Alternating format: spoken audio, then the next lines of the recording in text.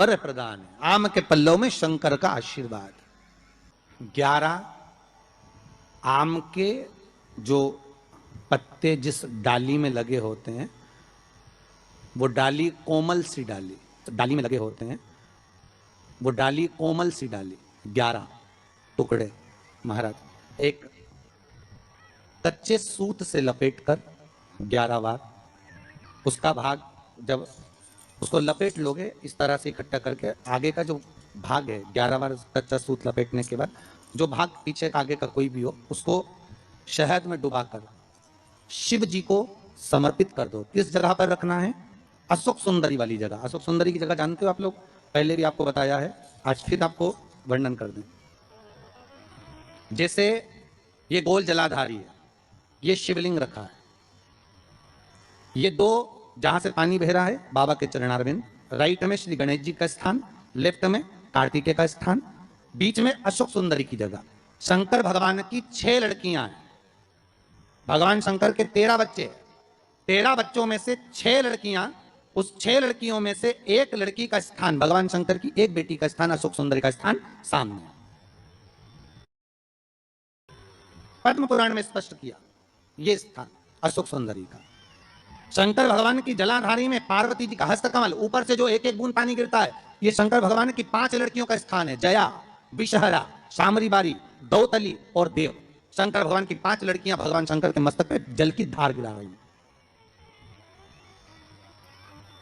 बीच में जो अशोक सुंदरी का स्थान है महाराज, उस जगह पर शहद का मुख, जो शहद आपने भिंगोया है, उस शहद का मुख शंकर जी की ओर कर इसी चैत्र के महीने में, इन्हीं नवरात्रि में शंकर भगवान के उस अशोक सुंदरी की जगह पर शहद का भाग शिव जी की ओर रख दें।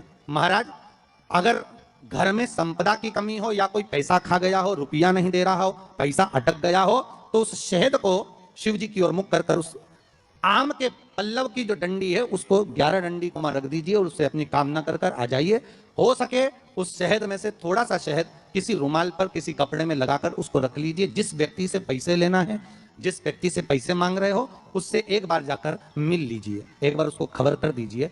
बाबा चाहेगा भोलेनाथ तो नवरात्रि में ही पैसा वापिस आ जाएगा, अगर शिव कृपा कर दे। ये बाबा की कृपा। आम का पल्लव कोई साधारण नहीं जिसको कलश के ऊपर रखा जाता है, शिव की कृपा। जिस आम के पेड़ पर स्वयं कामदेव चढ़कर भगवान शंकर के तीसरे नेत्र द्वारा जलकर भस्म हो जाते हैं, वो आम का पेड़ साधारण नहीं हो सकता, सहज नहीं है।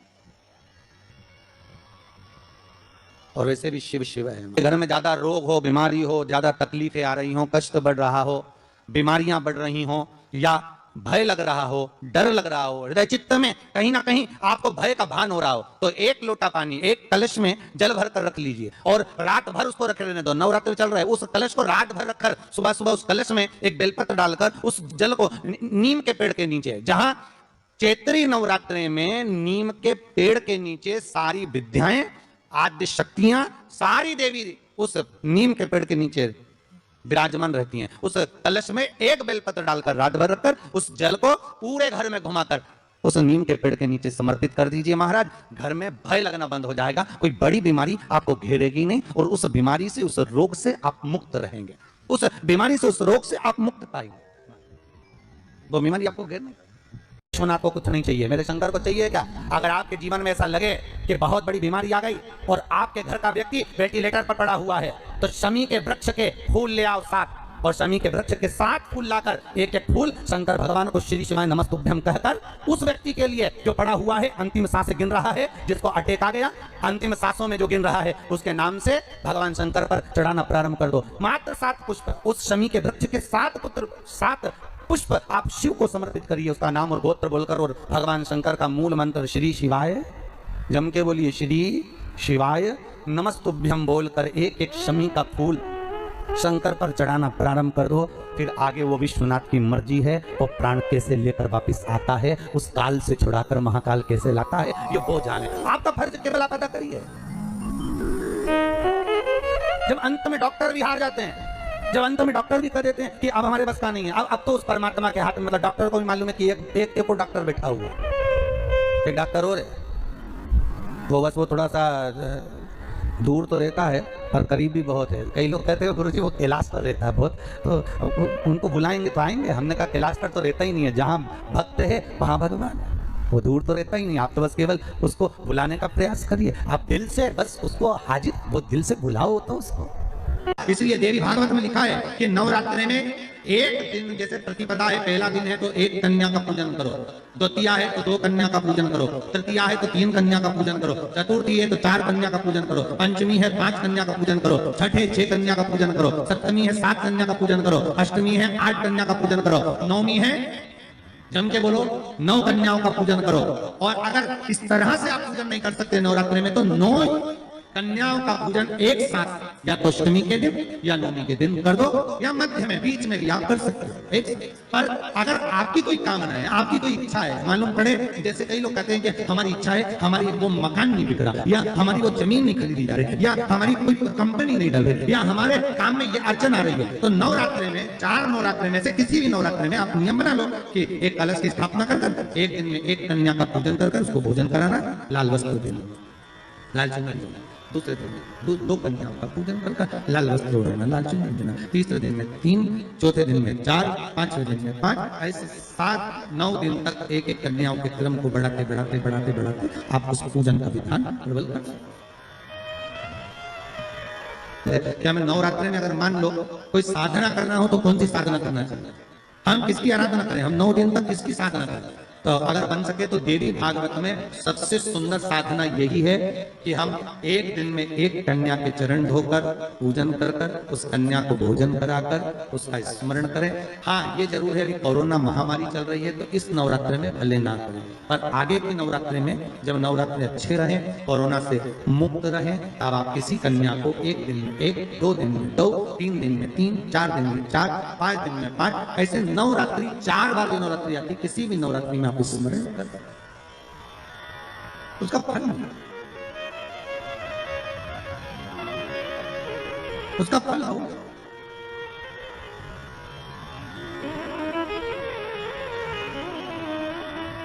जैसे बेलपत्री का किया गया दान छिन्न नहीं माना जाता। किस चीज का दान? जम के बोलिए जरा। बेलपत्री, बेलपत्री का किया गया दान छिन्न दान नहीं है, समाप्ति नहीं होती। बेलपत्री अगर आपने कोई आपसे कहा जी तुम्हारे यहाँ बेलपत्री लगी है, जरा 8-10 दे दोगी क्या? बिल्कुल। और उससे कहो बेलपत्र तू मत तोड़, हम तोड़ कर, और अपने हाथ से बेलपत्र निकाल कर उसको दो दान। ये छिन्न दान नहीं है, ये समाप्त नहीं होता। ये बेलपत्र का दान अविरल दान बढ़ता है, सुख का दान। ये छिन्न होने वाला प्रिय है पुष्प में आंक का पुष्प, जो आंकड़े का पुष्प होता है शंकर को बड़ा प्रिय है। दूसरे नंबर पर शंकर को प्रिय है शमी का पुष्प, बहुत ध्यान देना महाराज। तीसरे नंबर पर शंकर को प्रिय है महाराज सरसों का पुष्प। सरसों होती है ना, जो राई अपन बोते हैं, सरसों बोते, उसमें पीले कलर का जो पुष्प लगता है।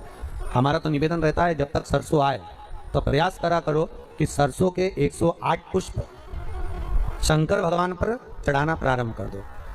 महाराज ये पक्का है कि वर्ष भर कोई बड़ी बीमारी आपको घेर नहीं सकती अगर सरसों के फूल शिव को चढ़ रहे हैं तो।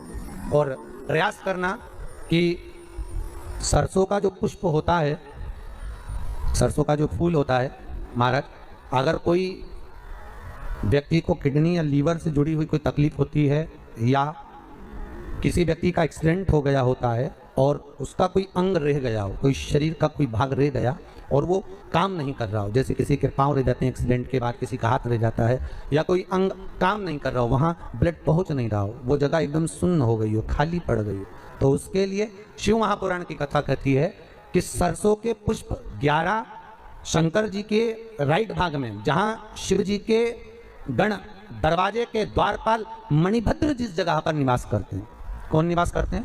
मणिभद्र। शंकर जी के दरवाजे के द्वारपाल हैं मणिभद्र जी, तो मणिभद्र दरवाजे के द्वारपाल में राइट भाग में मणिभद्र जी विराजते हैं। मतलब राइट भाग कौन सा हुआ?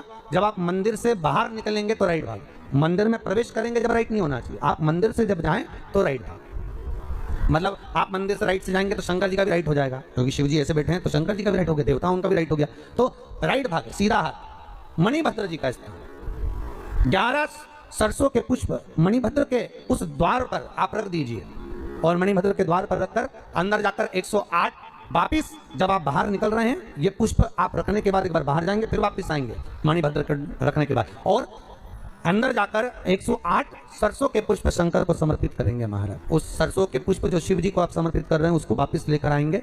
श्री शिवाय नमस्तुभ्यम बोलकर उस सरसों के पुष्प को महाराज सरसों के तेल की बोतल में उसको डाल लीजिए। शंकर भगवान को किसी भी प्रदोष में शाम के समय प्रदोष काल में उस तेल को वापस ले जाकर चढ़ा दीजिए शिव जी को, उसको वापस लेकर आ जाइए। उस तेल का प्रयोग आप नाभि में डालिए और जो शरीर काम नहीं कर रहा उस स्थान पर कम से कम 15 दिन 20 दिन तक उसकी मालिश करना प्रारंभ करिए। बाबा चाहेगा तो चलाने का प्रयास कर देगा और वो अंग वो शरीर काम करने लगेगा। मणिभद्र का स्मरण। श्री शिवाय नमस्तुभ्यम सब बोलिए एक बार जमकर। श्री अरे पहले बोल दिया हमारे साथ तो बोलो। श्री शिवाय नमस्तुभ्यम।